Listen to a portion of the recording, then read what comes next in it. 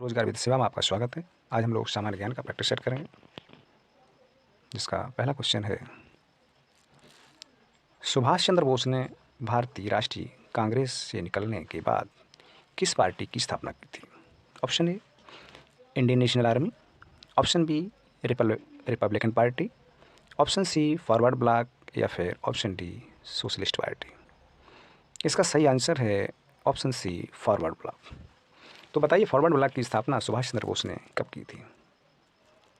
1939 में, जब द्वितीय विश्व युद्ध चल रहा था। उस समय सुभाष चंद्र बोस ने फॉरवर्ड ब्लॉक की स्थापना की थी।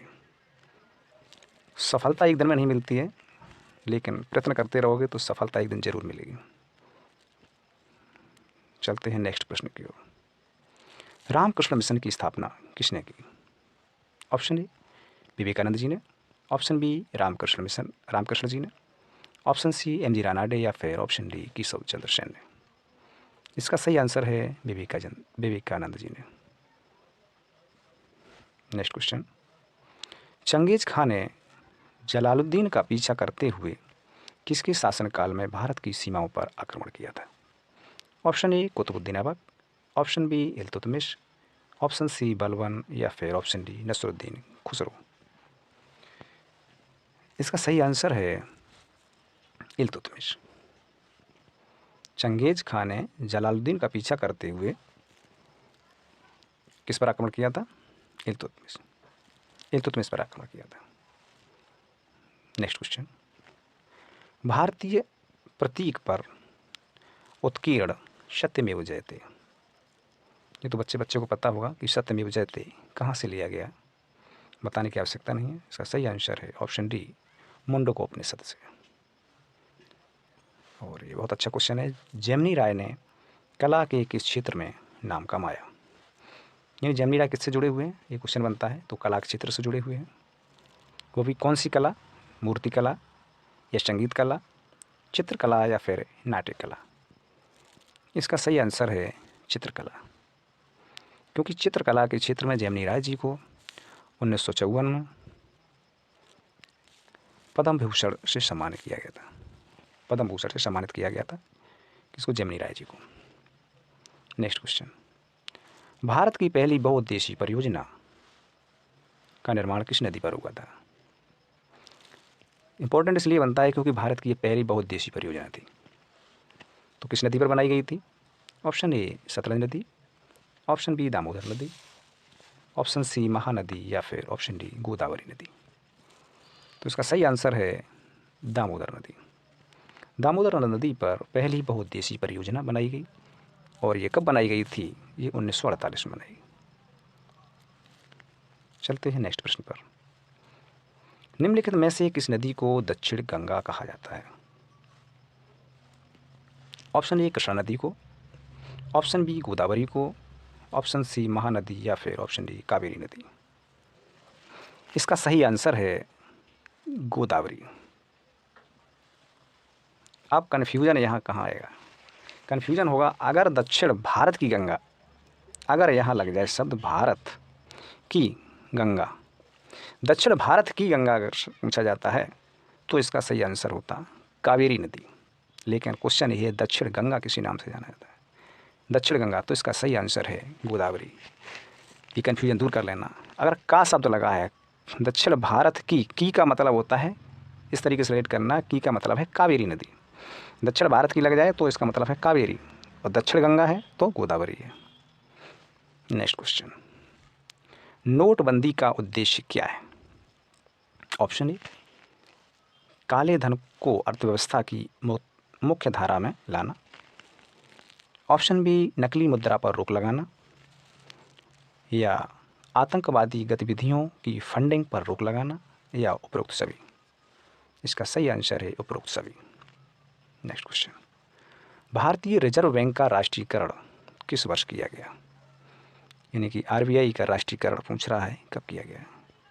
वर्ष 1935 में, ऑप्शन बी वर्ष 1969 में, ऑप्शन बी वर्ष 1949 में, या फिर ऑप्शन डी वर्ष 1980 में। इसका सही आंसर है वर्ष 1949 में। वर्ष 1949 में आरबीआई का राष्ट्रीयकरण किया गया। लेकिन अगर स्थापना की बात आती है तो आरबीआई की स्थापना 1935 में 1934 के अधिनियम के द्वारा 1935 में की गई। राष्ट्रीयकरण का पूछा जाता है तो 1949 में राष्ट्रीयकरण होता है। नेक्स्ट क्वेश्चन, भारत में निम्नलिखित में से कौन सा क्षेत्र सबसे अधिक कर का भुगतान करता है? यानी कि कौन सा ऐसा क्षेत्र है जो सबसे अधिक टैक्स देता है? ऑप्शन ए कृषि क्षेत्र या प्राइमरी सेक्टर, ऑप्शन बी औद्योगिक क्षेत्र या सेकेंडरी सेक्टर, ऑप्शन तीसरा परिवहन क्षेत्र ट्रांसपोर्ट सेक्टर, या फिर ऑप्शन डी सेवा क्षेत्र या टर्सरी सेक्टर। तो कौन सा ऐसा क्षेत्र है जो सबसे अधिक भुगतान देता है? तो इसका सही आंसर है इंडस्ट्रियल एरिया यानी सेकेंडरी सेक्टर यानी औद्योगिक क्षेत्र है जो सबसे अधिक कर का भुगतान करता है। नेक्स्ट क्वेश्चन, विधानसभा एवं विधान परिषद के वर्ष में कम से कम कितने अधिवेशन होना अनिवार्य है? Option A 1, option B 2, option C 3 या फिर ऑप्शन डी 4 अधिवेशन। विधानसभा हो या विधान परिषद, लोकसभा हो या राज्यसभा, कम से कम कितने अधिवेशन होने चाहिए? एक वर्ष में कम से कम 2 अधिवेशन अनिवार्य है। इसका सही आंसर है 2। चलते हैं नेक्स्ट प्रश्न पर। राष्ट्रीय एकता परिषद का अध्यक्ष कौन होता है? यानी NIC का अध्यक्ष कौन होता है? ऑप्शन ए प्रधानमंत्री, ऑप्शन बी वित्त मंत्री, ऑप्शन सी गृह मंत्री या फिर ऑप्शन डी भारत के राष्ट्रपति। इसका सही आंसर है ऑप्शन ए प्रधानमंत्री। प्रधानमंत्री राष्ट्रीय एकता परिषद का अध्यक्ष होता है। जैसे योजना आयोग का अध्यक्ष कौन होता है? प्रधानमंत्री। इसी प्रकार राष्ट्रीय एकता परिषद का अध्यक्ष कौन होता है? प्रधानमंत्री। नेक्स्ट क्वेश्चन, राष्ट्रपति द्वारा राज्यसभा के सदस्यों के नामांकन का नियम किस देश के संविधान से लिया गया था? ऑप्शन ए संयुक्त राज्य अमेरिका से, ऑप्शन बी आयरलैंड से, ऑप्शन सी अफ्रीका या फिर ऑप्शन डी फ्रांस से। बताइए। इसका सही आंसर है ऑप्शन बी आयरलैंड से। आयरलैंड से और क्या लिया गया था? आयरलैंड से नीति निर्देशक तत्वों को भी लिया गया था। और जो राज्यसभा में 12 सदस्यों को राष्ट्रपति जो मनोनीत करता है वो कहाँ से लिया गया? आयरलैंड से। नेक्स्ट क्वेश्चन, संविधान की व्याख्या कौन करता है? ऑप्शन ए विधानमंडल, ऑप्शन बी कार्यपालिका, ऑप्शन सी न्यायपालिका या फिर ऑप्शन डी राष्ट्रपति। इसका सही आंसर है न्यायपालिका। न्यायपालिका में हाई कोर्ट, सुप्रीम कोर्ट कुछ भी हो सकता है। तो जो भी संविधान में संशोधन करना हो या संविधान को डिस्क्राइब करना हो, संविधान में कोई भी नई चीज़ जोड़नी हो, तो व्याख्या के लिए कहाँ जाता है? न्यायपालिका के पास ही जाएगा। क्वेश्चन अगर जाएगा तो संविधान में अगर कोई भी छेड़छाड़ करनी है, संशोधन करना है, तो उसकी व्याख्या कौन करेगा? हमारा सुप्रीम कोर्ट या हाई कोर्ट, अर्थात न्यायपालिका ही करेगी। नेक्स्ट क्वेश्चन, पुस्तक द रोड अहेड की लेखक कौन है? Option A Bill Clinton, option B IK Gujral, option C Bill Gates या फिर ऑप्शन डी TN सेशन। पुस्तक है द रोड अहेड, इसके लेखक हैं बिल गेट्स। एक पुस्तक जरूर पूछी जाती है, पुस्तकों के राइटर जरूर याद करके जाएं। The Road Ahead, Bill Gates. Next question, अंतर्राष्ट्रीय ओलंपिक समिति का मुख्यालय कहाँ है? Option A Lyons, option B Geneva, option C Lausanne या फिर ऑप्शन डी वर्न। इसका सही आंसर है लोसाने। अंतर्राष्ट्रीय ओलंपिक समिति का मुख्यालय कहाँ है? लोसाने में। और ये साइंस का क्वेश्चन, बहुत अच्छा क्वेश्चन है। चेतना ऊतक के नाम से कौन सा ऊतक जाना जाता है? ऑप्शन ए तंत्रिका ऊतक, ऑप्शन बी उपकला ऊतक, ऑप्शन सी पेशी ऊतक या फिर ऑप्शन डी ये सभी। इसका सही आंसर है तंत्रिका ऊतक यानी नर्वस सिस्टम को चेतना के नाम से, चेतना ऊतक के नाम से भी जाना जाता है। चलते हैं नेक्स्ट प्रश्न पर। ये तो बच्चों को पता होगा, शुद्ध जल का pH कितना होता है? बताने की आवश्यकता नहीं है। शुद्ध जल का pH कितना होता है? 7 होता है। अगर 7 से कम होगा तो क्या होगा? अम्लीय, और 7 से ज़्यादा होगा तो क्या होगा, क्षारीय हो जाएगा। कमेंट बॉक्स में दूध का पीएच मान कितना होता है, दूध का पीएच मान कितना होता है, बहुत पूछा जाता है, कमेंट बॉक्स में ज़रूर लिखें। नेक्स्ट क्वेश्चन, प्रकाश वर्ष इकाई है, यानी पूछ रहा है प्रकाश वर्ष जो है किसकी इकाई है, किसका मात्रक है, दूरी का, समय का, प्रकाश तीव्रता का, या इन सभी का। प्रकाश वर्ष किसकी इकाई है, यानी दूरी की, यानी लंबी दूरी की इकाई प्रकाश वर्ष है। नेक्स्ट क्वेश्चन, उत्तर प्रदेश में पैराशूट ट्रेनिंग स्कूल किस नगर में स्थित है। Option A Agra, option B Kanpur, option C Lucknow, या फिर option D Allahabad. Parachute training school कहाँ पर है, सही आंसर है आगरा। नेक्स्ट क्वेश्चन, बहुत पूछा जाता है कर्मा, कर्मा किस क्षेत्र का लोक नृत्य है। ऑप्शन ए सोनभद्र का, ऑप्शन बी महोबा का, ऑप्शन सी मथुरा का, या फिर ऑप्शन डी खीरी। कर्मा लोक नृत्य प्रसिद्ध लोक नृत्य है, कहाँ का है, इसका सही आंसर है ऑप्शन ए सोनभद्र का। नेक्स्ट क्वेश्चन, उत्तर प्रदेश की अर्थव्यवस्था के संदर्भ में निम्नलिखित कथनों में कौन सा सही है, सही बताना है कौन कौन सी कथन सही है। कथन एक है प्रति व्यक्ति राष्ट्रीय आय और प्रति व्यक्ति राज्य आय में अंतर निरंतर बढ़ रहा है, क्या ये सही है। कथन दूसरा है संपूर्ण राज्य की तुलना में कुल कर्मियों में कृषकों का प्रतिशत उत्तर प्रदेश में अधिक है, ये कथन सही है या गलत है। कथन तीसरा है संपूर्ण देश की तुलना में प्रति 1 लाख जनसंख्या पर कारखानों की संख्या उत्तर प्रदेश में अधिक है, बताइए कौन सा सही है।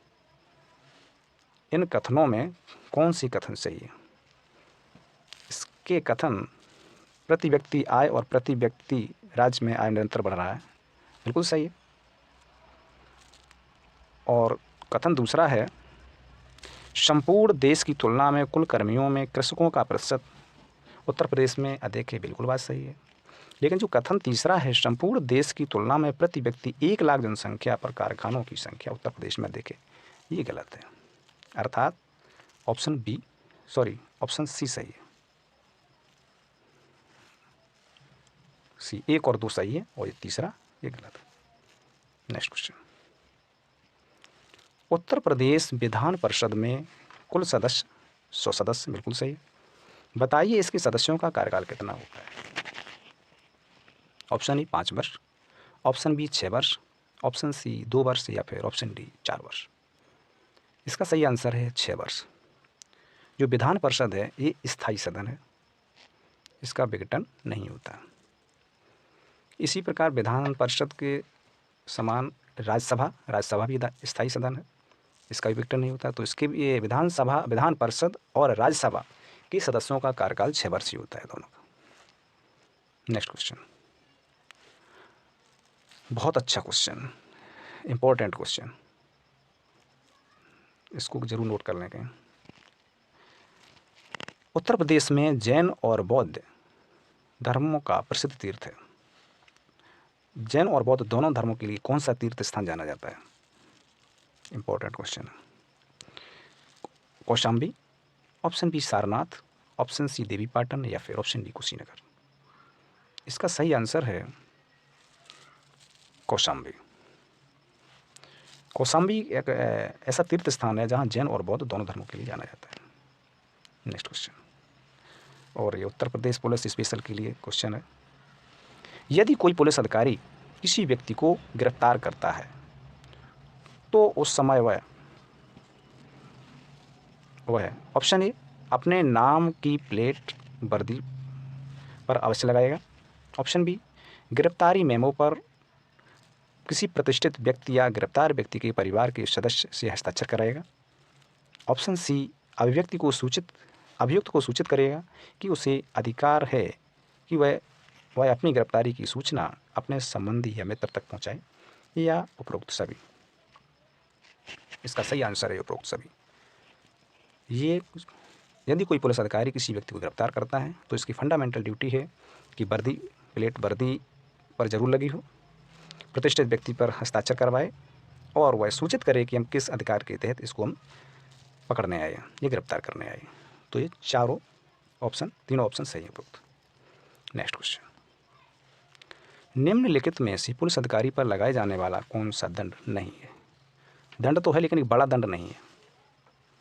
ऑप्शन ए, सेवा से पदच्युत करना यानी डिमोशन करना उसका। ऑप्शन बी, प्रोन्नत को रोकना यानी प्रमोशन को रोकना। ऑप्शन सी, सेवा से हटाना यानी उसको डिसमिस करना। ऑप्शन डी, पदावनत करना मतलब क्या करना, उसको पद से नीचे मतलब करना, क्या बोलते हैं उसको, पदच्युत करना। तो इसका कौन सा एक बड़ा दंड नहीं है? तो आपको समझदार है कि कौन सा बड़ा दंड नहीं है। ऑप्शन बी है प्रोन्नत यानी प्रमोशन को रोकना। प्रमोशन को रोकना कोई बहुत बड़ा दंड नहीं है, और तो इससे बड़े सभी दंड हैं। नेक्स्ट क्वेश्चन, यदि किसी पुलिस अधिकारी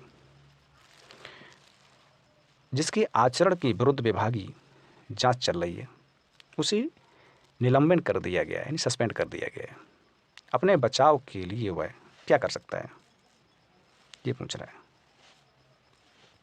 ऑप्शन ए, याचिका प्रस्तुत कर सकता है कि उसका निलंबन आधारहीन है। ऑप्शन बी, प्रतिवेदन प्रस्तुत कर सकता है। ऑप्शन सी, उसका निलंबन दुर्भावना के कारण किया गया है। या ऑप्शन डी, विभाग की जांच 3 वर्षों में पूरी न हो पाने से निलंबन आदेश रद्द होना चाहिए। अपने बचाव के लिए क्या कर सकता है? इसका सही आंसर है वह प्रतिवेदन प्रस्तुत कर सकता है। अपने बचाव के लिए वह प्रतिवेदन प्रस्तुत करेगा और अपनी जो है सफाई देगा, मैंने कहाँ गलती की है। Next question, WWW world wide web के आविष्कारक व प्रवर्तक हैं। Option A, Bill Gates. Option B, Ann Russell. Option C, लियन फियोंग। या फिर ऑप्शन डी, टिम बर्नर्स-ली। इसका सही आंसर है टिम बर्नर्स-ली। नेक्स्ट क्वेश्चन, वायुमंडल का सबसे ऊपरी स्तर कौन सा है? Option A, exosphere. Option B, mesosphere. Option C, troposphere. या फिर ऑप्शन डी, स्ट्रेटोस्फीयर। वायुमंडल का सबसे बाहरी परत कौन सा होता है? इसका सही आंसर है ऑप्शन ए, एक्सोस्फीयर। क्योंकि सबसे नीचे वाली परत होती है वो ट्रोपोस्फीयर होती है, फर्स्ट नंबर। और दूसरे नंबर की आती है स्ट्रेटोस्फीयर। उसके बाद आती है मीजोस्फीयर यानी मध्यमंडल। मध्यमंडल के बाद आता है चौथे नंबर का आता है थर्मोस्फीयर।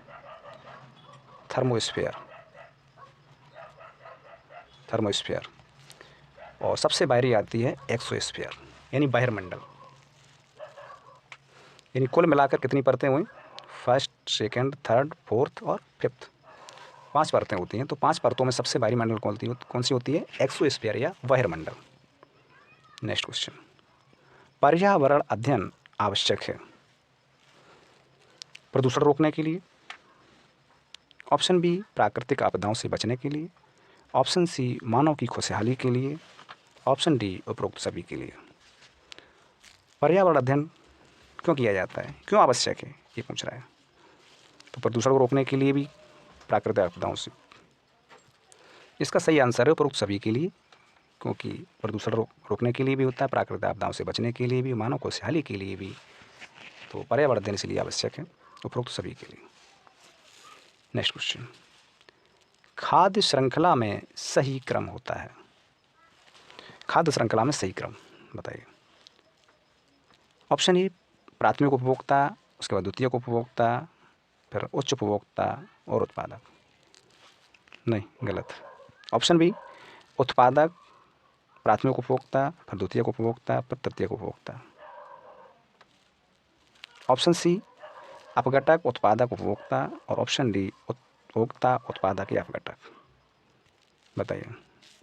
इसका सही आंसर है ऑप्शन बी, क्योंकि उत्पादक फिर प्राथमिक उपभोक्ता। उत्पादक जैसे घास होती है, घास क्या हुआ? उत्पादक हुआ। प्राथमिक उपभोक्ता क्या हुआ? टिड्डा घास को खाता है, तो ये प्राथमिक उपभोक्ता हुआ। द्वितीयक उपभोक्ता कौन होते हैं? द्वितीयक उपभोक्ता में आता है जैसे मेढक, मेढक आते हैं द्वितीयक उपभोक्ता। और तृतीयक उपभोक्ता में आता है जैसे बाघ, शेर। तो घास क्या हुआ? प्राथमिक उत्पादक हुआ। टिड्डा क्या हुआ? प्राथमिक उपभोक्ता। और मेढक क्या हुआ? द्वितीयक उपभोक्ता। और तृतीयक उपभोक्ता में क्या आया? बाघ। तो ये है खाद्य श्रृंखला का सही क्रम। इस प्रकार इसका सही आंसर ऑप्शन बी, उत्पादक, प्राथमिक उपभोक्ता, द्वितीयक उपभोक्ता और तृतीयक उपभोक्ता। नेक्स्ट क्वेश्चन, वियतनाम की राजधानी एवं मुद्रा का नाम बताइए।